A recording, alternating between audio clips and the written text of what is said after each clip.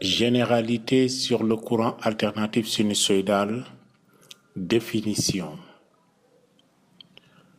Un courant alternatif sinusoïdal est un courant dont l'intensité est une fonction sinusoïdale du temps, de la forme I égale sinus oméga t plus phi ou I égale Im cosinus oméga t plus phi, avec Im intensité maximale, oméga égale 2π sur t, la pulsation en radians par seconde, t, la période du courant sinusoïdal en secondes, oméga t plus phi, la phase à l'instant t en radians, phi, la phase à l'origine en radians.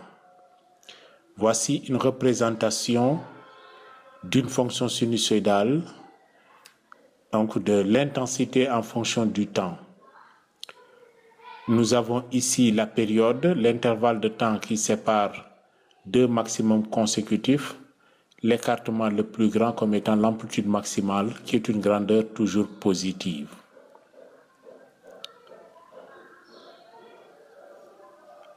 Nous devons remarquer que lorsqu'un dipôle est parcouru par un courant alternatif sinusoïdal, il existe alors une tension sinusoïdale U entre ces bornes, de la forme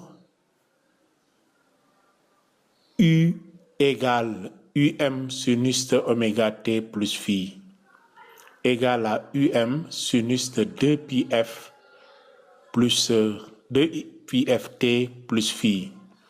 Donc tout dipôle traversé par un courant alternatif, en ces bornes règne une tension alternative. Alors, quelle est l'influence de l'amplitude UM, de la fréquence et de la phase à l'origine sur la courbe de la tension alternative? Alors, nous avons ici une tension alternative qui est représentée, U de t égale UM cosinus de 2πft plus phi. Nous souhaitons voir l'influence des grandeurs UM, F et phi. Commençons par la grandeur UM, qui constitue l'amplitude du mouvement. L'amplitude de la tension sinusoïdale, augmentons sa valeur, et donc voyons comment donc, la courbe est modifiée.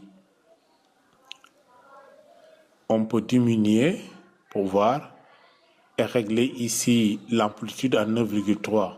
Quant à la fréquence, qui est l'inverse de la période, l'intervalle de temps qui sépare deux minimums consécutifs, sa modification, son augmentation resserre la courbe. Quand la fréquence augmente, la période diminue et inversement. Alors, quant à la valeur de phi, elle détermine la manière dont la courbe débute à l'origine.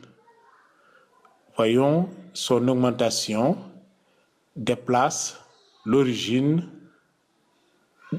de la courbe.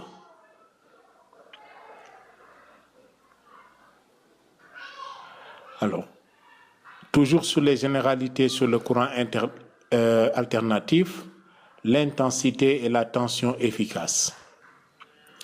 L'intensité efficace, I, d'un courant alternatif sinusoïdal, et I efficace égale IM, intensité maximale sur racine de 2.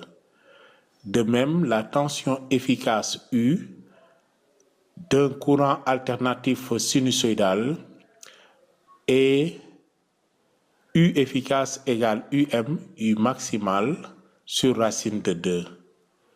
Nous ferons remarquer qu'en courant alternatif, l'ampèremètre et le voltmètre mesurent les valeurs efficaces.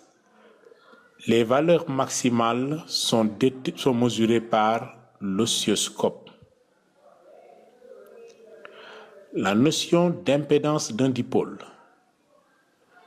L'impédance d'un dipôle parcouru par un courant alternatif sinusoïdal d'intensité efficace I, où règne entre ces bornes une tension alternative de valeur efficace U, est donnée par la relation Z égale U efficace sur I efficace, et aussi c'est égal à U max sur I max. Z s'exprime en ohms et dépend de la fréquence du courant alternatif.